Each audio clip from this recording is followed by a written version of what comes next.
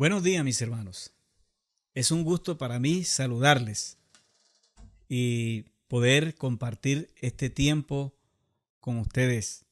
Gracias al Pastor Daladier, a su familia, a los ancianos y un saludo para toda la iglesia Chequidá y para todos aquellos hermanos que se conectan también para este tiempo. Quiero leer un versículo y ahora que lo lea ustedes se van a dar cuenta que es muy familiar. Dice así: joven fui y envejecido, y no he visto justo desamparado, ni su descendencia que mendigue el pan. Este es un versículo muy conocido en el mundo cristiano y es muy citado cuando hay momentos difíciles, cuando hay momentos de crisis.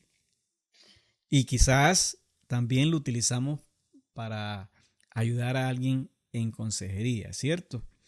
¿Por qué? Porque tiene un mensaje muy esperanzador. Pero en esta mañana quiero que lo veamos más dentro de su contexto para poder mirar mejor la comprensión de este versículo.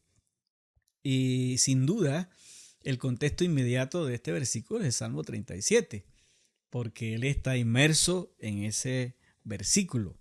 Pero también es importante tener presente que él pertenece también a una categoría más amplia, como es la poesía hebrea, como son los salmos y también los proverbios, la literatura sapiensal y todo lo que es la literatura sapiensal y poética hebrea, ¿no? Ahora, ¿por qué? Porque este salmo tiene una característica y es que es un salmo de contraste. Contrasta al impío con el justo.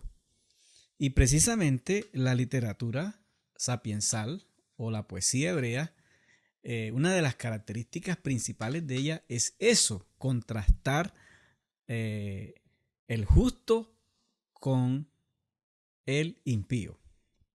Y desde esta categoría, entonces, al malo le debe ir mal por su maldad y al justo le debe ir bien por su justicia. Pero entonces se forma un conflicto y es que a veces la ley no se cumple y algunas veces al impío le va bien y al justo mal. Y a esta clase de dilema, la literatura sapiensal también trata de dar respuesta, porque una de las cosas más incomprensibles en la Biblia y en la literatura cristiana es el sufrimiento de los justos. Pues uno pues da razones por el sufrimiento del impío, pero cuando el justo sufre es complicado. Entonces, la literatura sapiensal también busca dar respuesta al dilema y por eso encontramos textos como el libro de Job, que precisamente uno de los propósitos es tratar de responder a esas preguntas, a ese dilema, ¿no? A esa tensión que se da cuando el justo sufre y cuando los impíos prosperan.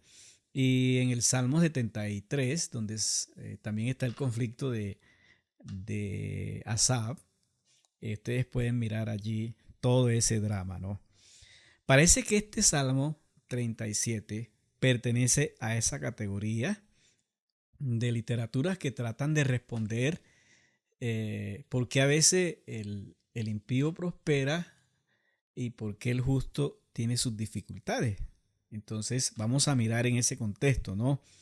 Por eso en este salmo ustedes no van a encontrar ni oraciones, ni alabanzas, ni expresiones de clamor, nada de eso. Ustedes no van a encontrar expresiones como, oh Señor, oh Jehová, oh Dios. No. ¿Por qué? Porque el salmo lo que contiene son instrucciones o exhortaciones para que el justo pueda entender qué pasa a veces, ¿no? Entonces, este salmo lo que tienen son enseñanzas de orden práctico que buscan que el justo entienda su condición delante de Dios y que no se deje seducir por las circunstancias que de pronto pueda estar pasando. Entonces, parece que este salmo busca ese propósito. Hay algo que es bueno tener en cuenta para la reflexión, y es que este salmo, por ser tan largo, es difícil a veces estructurar o hacer una estructura para su exposición. A pesar de que en este salmo encontramos quiasmos, encontramos declaraciones generales, encontramos inclusiones, pero a veces se hace difícil para organizar una estructura. Para esta reflexión que estamos haciendo, yo voy a seguir pues esa línea del salmo del contraste. Entonces, cómo se va contrastando al impío con el justo en el desarrollo del salmo. Y también es bueno tener en cuenta que en el salmo, tanto al impío como al justo, encontramos cierta sinonimia.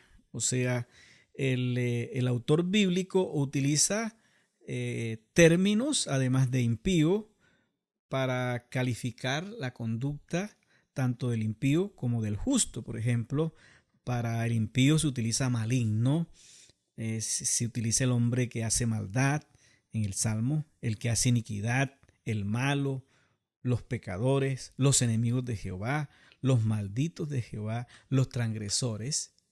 Toda esta serie de adjetivos o calificativos que el Salmo hace para hablar del impío, y esto habla de su condición, de su carácter. Entonces, eso es importante que lo tengamos en cuenta. También en el Salmo se va a hacer lo mismo con el justo. Hay cierta sinonimia que también el salmista utiliza. Pues del justo se habla como el manso, como el recto, como el perfecto, como el bendito del Señor, el íntegro, el hombre de paz, el santo. También son calificativos para hablar del justo y hablar de su carácter. Entonces, eso hace el Salmo en todo su recorrido. Aquí miremos un poquito acerca del contraste que hace el Salmo entre el proceder del impío y el proceder del justo. Por ejemplo, en el proceder del impío dice que el impío, su militancia es hacer iniquidad en el versículo 1. Es también hacer maldad en el versículo 7. Es maquinar contra el justo. El malo maquina contra el justo. Versículo 12. El malo es violento, según el versículo 14. Dice que toma prestado y no paga, según el versículo 21. Dice que acecha al malo para matarlo, versículo 32. Y el malo se enaltece, se enorgullece, se ufama, según el versículo 35. Pero a pesar de todo, al malo le va bien, según el versículo 7. Y dice que maneja riqueza, según el versículo 16. Y prospera y se extiende como laurel, según el versículo 35. Entonces, el Salmo deja ver esta parte. Ahora, ante el proceder del impío, el Salmo en su parte inicial, cuando arranca, vamos a encontrar una serie de consejos prácticos y tienen el propósito de aconsejar al justo para que no se deje arrastrar por las actitudes del malo. Y entonces, iniciando el Salmo, dice, le manda al justo, dice, no te impacientes por causa de los malignos, ni tengas envidia, le manda a no tener envidia. Le dice que confíe en el Señor, el justo, esta debe ser su actitud. Hacer el bien, se le aconseja hacer el bien al justo. Deleitarse en el Señor, versículo 4. Encomendar en el Señor su camino, versículo 5. Confiar en el Señor, versículo 5. Guardar silencio ante el Señor, versículo 7. Esperar en el Señor, versículo 7. No alterarse, no exacerbarse, porque el impío prospere, versículo 7. Debe desechar la ira y el enojo, versículo 8, y no animarse a hacer lo malo, según el versículo 8. Todos estos consejos son un completo contraste para que el justo proceda diferente al impío. Por eso en este salmo el justo se le conoce como el hombre manso, recto, perfecto, íntegro, santo, hombre de paz, o sea, una persona que en el salmo obra distinto al impío por el carácter que tiene él. Y miremos cómo el salmo habla del proceder del justo. Oigan esto, mis hermanos, estamos hablando del justo. Mucho cuidado al citar el salmo, que no he visto justo desamparado. Aquí se categoriza quién es el justo. El justo es el manso, es el recto, es el perfecto, es el íntegro, es el santo, es el hombre de paz, es la persona que procede diferente al impío. Y por eso en el Salmo dice que el justo es conforme con lo que tiene, según el versículo 16. No anda afanado por lo que no tiene. Dice que el justo presta y paga sus deudas, versículo 21. Dice que el justo es misericordioso y comparte con los demás, según el versículo 21. Dice que el justo en todo tiene misericordia, en todo tiempo tiene misericordia y presta, versículo 26. Dice que el justo habla con sabiduría, no habla a la loca, versículo 30. Dice que el justo habla con justicia, versículo 30, o sea, que no habla mal de nadie. El justo no habla mal de nadie, sino que habla con justicia cuando va a hablar.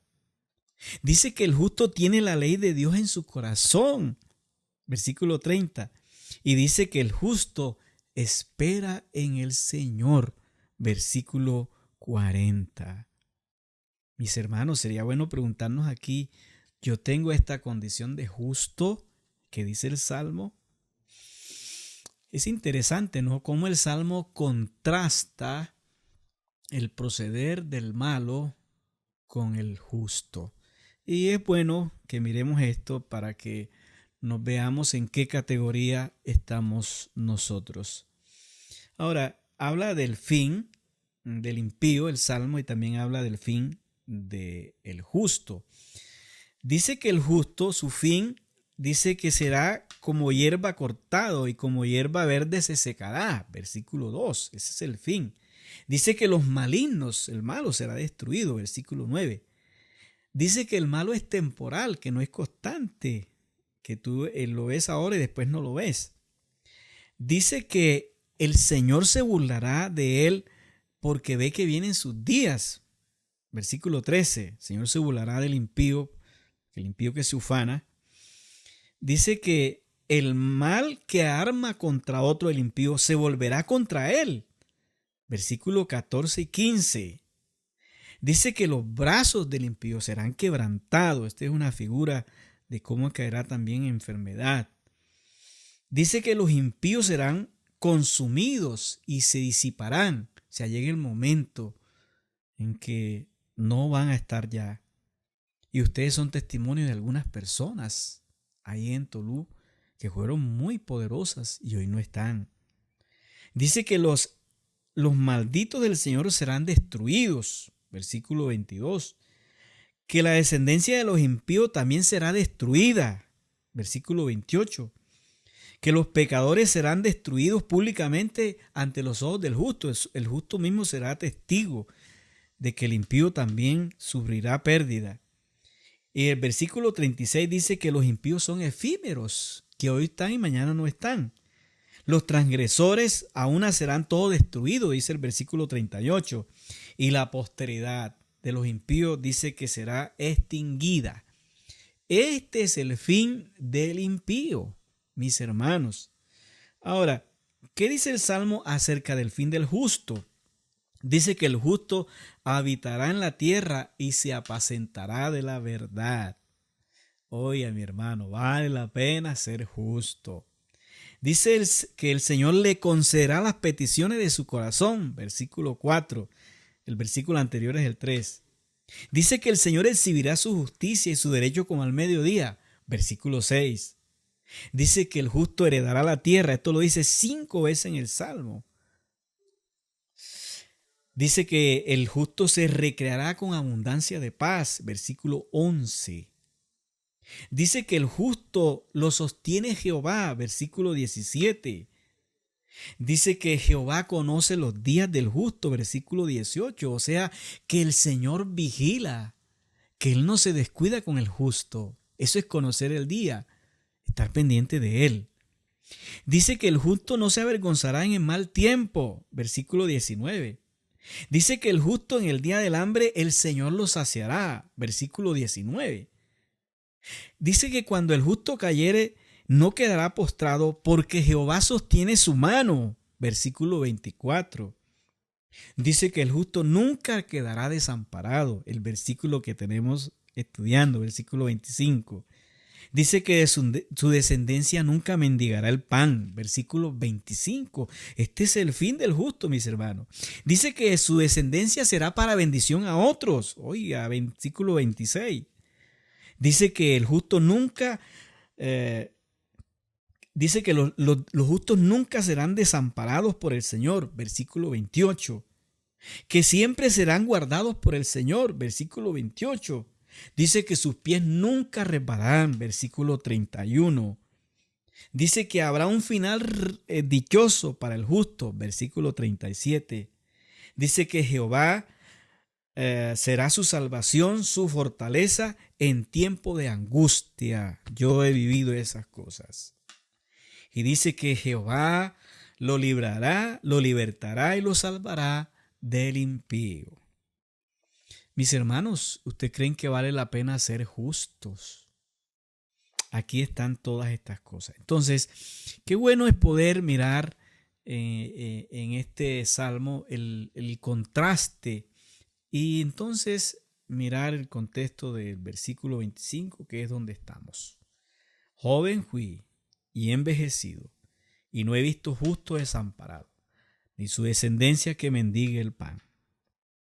Yo creo personalmente que este versículo es un versículo satélite que está monitoreando todo el Salmo. ¿Por qué? Porque David está diciendo algo que tiene que ver con su propia vida. David es el garante del Salmo. Joven fui y envejecido. David no está hablando desde la imaginación, está hablando de su propia experiencia. Dice, desde joven y ahora que soy adulto, me doy cuenta que aunque parece que el justo perdiera y el impío ganara, el tiempo los pone a ambos en su lugar. Dios y el tiempo los pone en su lugar. Y por eso David declara esto. Yo creo que todo el Salmo es válido por el testimonio de David. Porque David está diciendo, yo soy testigo. Yo lo he vivido desde mi juventud. Entonces David dice, vale la pena no impacientarse, no tener envidia. Vale la pena confiar, deleitarse en el Señor, encomendar el camino del Señor, confiar en Él, guardar silencio, dejar la ira, desechar el enojo, no excitarse. Vale la pena esperar en Jehová. Vale la pena ser justo. Porque el tiempo nos dará la razón. Porque al fin de cuentas, Dios y el tiempo colocarán las cosas en su lugar. Aunque a veces algunos momentos nos desesperamos, como lo hizo Asaf en el Salmo 73, dice, casi resbalo yo al ver la prosperidad del impío. y al ver que casi para mí no había como que ganancia en ser justo, pero entrando yo en el santuario de Dios me pude dar cuenta.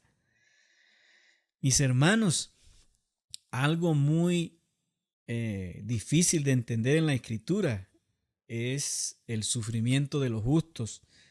Siempre ha sido un dilema, y por eso en la comprensión de esto, la poesía hebrea saca a relucir a Job como el justo más grande del Antiguo Testamento, para decirnos, al final de cuentas, Dios tiene la última palabra.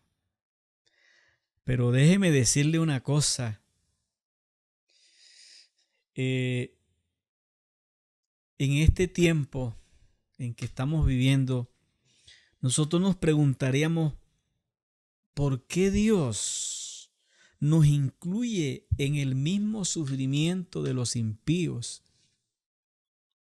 ¿Por qué también nosotros sufrimos al igual que el que no tiene a Dios? Esa es una buena pregunta. Y esa pregunta la hizo el verdadero justo en la cruz. Padre, ¿por qué me has abandonado? ¿Por qué? El justo la hizo. Él es el justo. Pero no recibió respuesta de su padre. Su padre dejó que fuesen los hechos y la historia quien le respondiera a esa pregunta.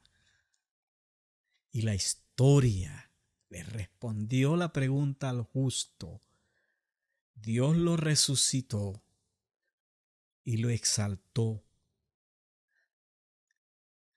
Mis hermanos, las circunstancias no tienen la última palabra. Dios colocará todo en su lugar. Y yo quiero que en esta mañana nos quedemos con este versículo. Joven fui y envejecido, y no he visto justo desamparado, ni su descendencia que mendigue el pan. El peso de este salmo para tomar su consejo es el testimonio de David. David comprobó en el tiempo que Dios es fiel con el justo, aunque en algunos momentos pareciese que el justo perdiese y el impío ganase. Él comprobó que el justo nunca quedará desamparado y que su descendencia nunca mendigará el pan. Mis hermanos, guardemos en nuestros corazones este valioso testimonio que nos dejó David. Podemos confiar en todo el salmo, en el consejo, porque David es el garante. David lo vivió. David lo experimentó. David estuvo allí para ser testigo de que el justo tiene respaldo de Dios y que Dios es fiel con él. Vale la pena estar en la categoría de justos, porque aún nosotros, nuestra justicia en Cristo, que Él nos ha hecho justos, también afectará a nuestra descendencia. Y en este tiempo de conflicto, momento difícil que pasa la humanidad y en el cual nosotros también estamos inmersos, donde Dios también nos ha dejado pasar por esta experiencia, tenemos que confiar que Dios a su tiempo colocará las cosas en su lugar. Y así como Cristo también fue testigo de que la última palabra no la tenía su momento difícil, sino que la última palabra la tenía su Padre, que le resucitó entre los muertos y le exaltó hasta lo sumo. También el Señor lo hará con nosotros. Te animo para que tomes este texto y lo asegures con tu corazón como un testimonio de que el justo Dios le recompensará. Quiero orar contigo. Amado Padre, gracias te doy por este momento. Gracias por tu palabra. Te pido ahora, Señor, que extiendas tu misericordia, porque tú eres el verdadero justo, que extiendes tu misericordia y das y prestas. Tú eres el que haces eso. Bendice a mis hermanos. Toma sus vidas, cada hogar, cada familia que está aquí representada. Y que este tiempo, que es transitorio, nosotros podamos obrar como justos. No exacerbarnos como el impío, sino esperar en ti. Porque tú pondrás las cosas en su lugar. Y a cada uno, de seguro, darás conforme a tu justicia, a tu amor, Señor. Muchas gracias. Mis hermanos, que esta semana les vaya muy bien. Y como dice el Salmo, que veas la bondad de Dios en la tierra de los vivientes.